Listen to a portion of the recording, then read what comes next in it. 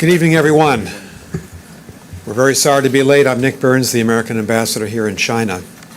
It is a very great pleasure to me to welcome this bipartisan Senate delegation here to China. It's the first delegation of senators of any member of Congress that we've had here in well more than 4 years. I want to thank the Majority Leader of the Senate, Senator Chuck Schumer of New York, for leading this delegation.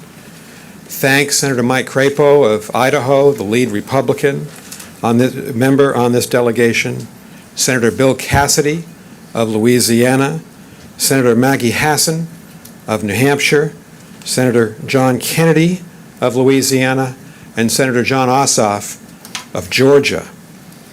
Our two countries needed to have the conversations that they had today with President Xi Jinping, with Chairman of the National People's Congress, Zhao Leji, with the Foreign Minister and Director of the Foreign Affairs Commission, Wang Yi, and of course with the Minister of Commerce, Wang Wentao.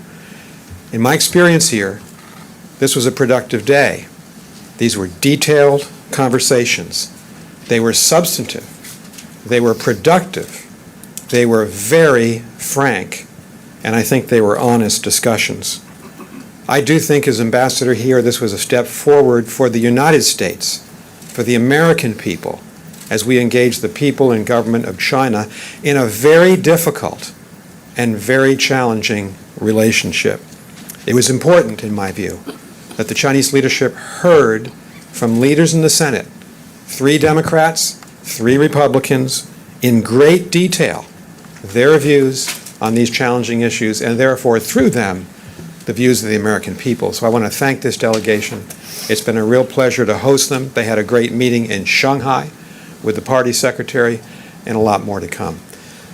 Majority Leader Schumer, welcome. Thank you, Ambassador, and thank you for the great job you do in helping us facilitate and get these meetings done. Here's the statement that we are together on. The United States and China are at a historic decision point in the relationship between our countries. Our bipartisan Senate delegation spoke candidly with President Xi about a range of issues and our respective priorities. We made clear to President Xi that America wants fairness and stability.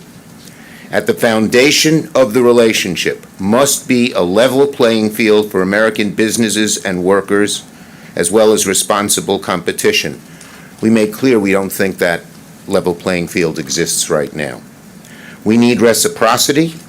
That means that the American companies are able to compete as freely in China as Chinese companies are able to compete in America.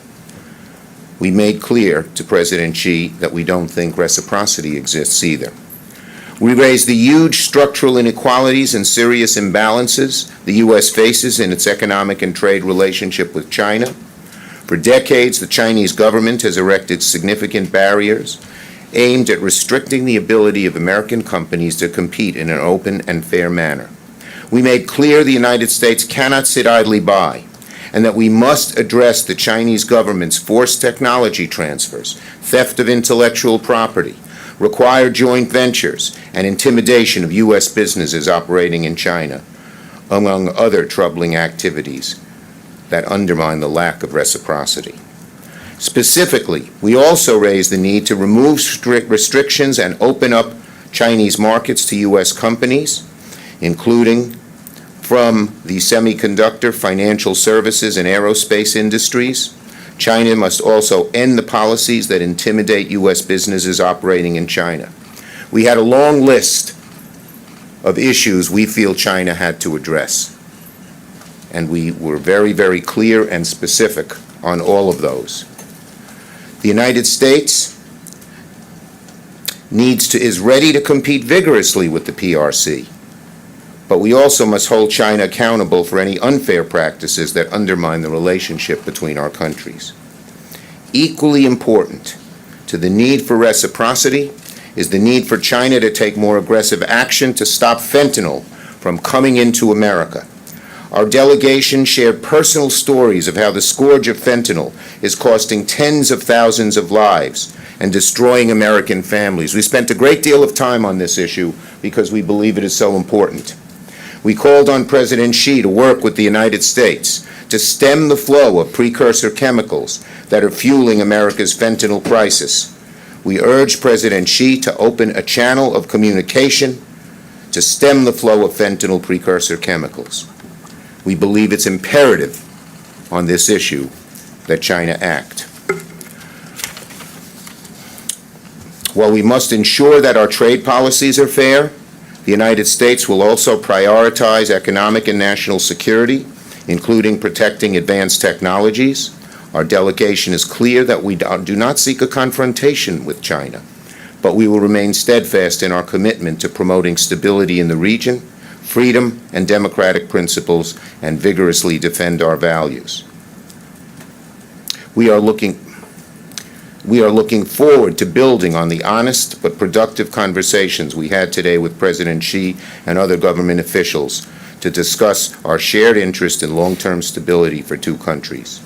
The best path forward for the United States remains cooperation and fair competition. And one other point, I also made a request, a direct request to President Xi, that the Foreign Ministry strengthen their statement on the Middle East, which didn't even mention the loss of the horrible, gut-wrenching loss of civilian life. I'm gratified the Foreign Ministry issued a new statement that did condemn the loss of civilian life. We're ready for your questions. The first question comes from Vivian Wong of the New York Times. Senator Schumer, hi. Hi, Senator Schumer. Did you make any specific requests for specific action from China on the Israel situation, for example, negotiating hostage releases? And in the past, China has talked about potentially playing a mediating role in the conflict. Did you hear any of that today? I told them how deeply disappointed I was. You heard me. I think some of you were in the room when I actually said it. How deeply disappointed I was in the initial statement, and they rectified that. We also, a bunch of us, made the request that China use its influence on Iran to not allow the conflagration to spread. We said they have influence with Iran in many different ways, and we asked them to do everything they could to not have Iran spread this conflagration through themselves and through Hezbollah. The second question goes to Brian Spiegel from the Wall Street Journal. Thank you very much. Just following up on what you just said, how did they respond specifically on the point of Iran? How did President Xi respond on that? And more broadly, if I could just ask a broader question. Many analysts cite a lack of trust between the U.S. and China as one of the biggest stumbling blocks to better ties between the countries. After your meeting with President Xi today, do you trust him more or less than you do? And how well, let me just say this. Both sides, the Chinese and us, said unless we have sincere conversations about our differences and not pull any punches, that we would never solve these problems. And the thing that I think we respected is the Chinese leadership, from President Xi on down, understood that we were going to be strong, understood that we're going to be tough, but also understood that's a necessity if we're ever going to improve the relationship.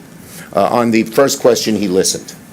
I don't recall him saying anything specific on it, but he listened several times. They would deliver the message. Go ahead. They said they would deliver the message. To the Iranians. Yes. Okay. Okay. And the next question goes to John Gruich from NPR.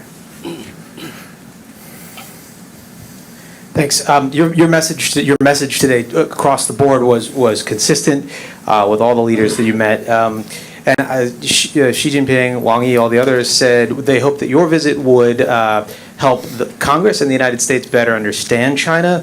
To be blunt, did you get past talking points? And do you leave here with a better understanding of China? Look, we made a number of specific requests. They said they would consider those specific requests. And we're going to continue to pursue. Now that we've established these relationships, we're going to pursue them. Ni Xiaowen from Phoenix TV. Thank you, Senator Schumer. I'm with Phoenix TV. We know since June, the Biden administration has sent a number of high-level officials to China to ease tensions. But we know this Congress have passed a number of laws and actions to strengthen competition with China and called for tougher stance on China. So how do you see your visit to China? Is it to continue communication to ease tensions, or is it to reaffirm competition and rivalry with China? Well, Thank you. look, as I mentioned at one of the meetings, competition, if it's fair, is good, and it strengthens both sides. But we sought fair competition, a level playing field. We don't believe we have that yet, and that's why we were here. And we thought, I think, and it was acknowledged by a good number of the Chinese leadership, that speaking to Congress, speaking to senators who are in direct touch with the American people, and we talk in a little less unvarnished diplomatic language than some of the diplomats, was a good thing. Okay, we'll take one or two more. Okay, next one to Mark Stewart from CNN. You talked about your dissatisfaction about the statement toward Israel. You also earlier in the day talked about your concern about the relationship between China, Russia, and how it relates to the Ukraine war. Is there a threshold in this relationship, a line that China would cross, where it's not acting in good diplomatic faith with these other nations that would cause you to pause this diplomatic discussion? Look, discussion is always good, even when you disagree, but we made clear over and over again that we thought that China doesn't help itself by aligning itself with Putin, that China cares about world opinion. This is what the Belt and Road is supposed to do.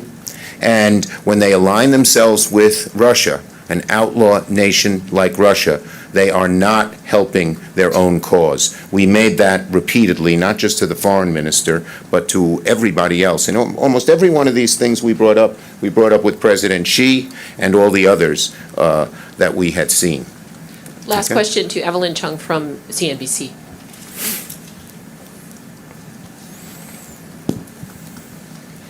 Thank you. Wondering if you have more details on the trade aspects. Are there specific areas that you expect next steps on in We opening up mentioned a access? whole lot of specific areas, the general areas of theft of intellectual property, the forcing of 5149 mergers, that there had to be Chinese ownership, also talking about forcing companies to give up intellectual property. And then we went on a whole bunch of specific areas, airlines, finance, and we were very specific. These meetings lasted a long time because we were very specific. This wasn't just a general conversation, and we asked action on all of them. Okay? Thank you, everybody. And sorry you had to wait for us. Do you want to? Wait, the ambassador wanted to say one last thing about how our meetings went in terms of his tone and all of that, in terms of how it compared to other meetings. Thank you, Majority Leader. Again, I want to thank this bipartisan delegation. I thought this was a good step forward for the United States, for our administration and the Congress and the American people, because there was a level of detail in these meetings on these issues that we hadn't had in 4+ years. I felt that the Chinese leadership prepared very carefully for these meetings. They were ready for these detailed discussions.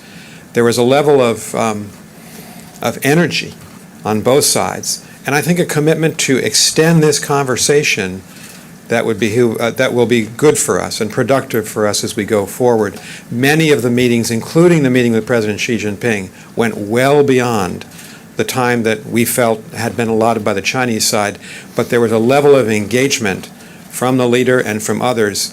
I think, frankly, that was gratifying. We spent 80 minutes with President Xi. We thought it would be maybe half of that, but he was engaged. Yeah. Thank you so much.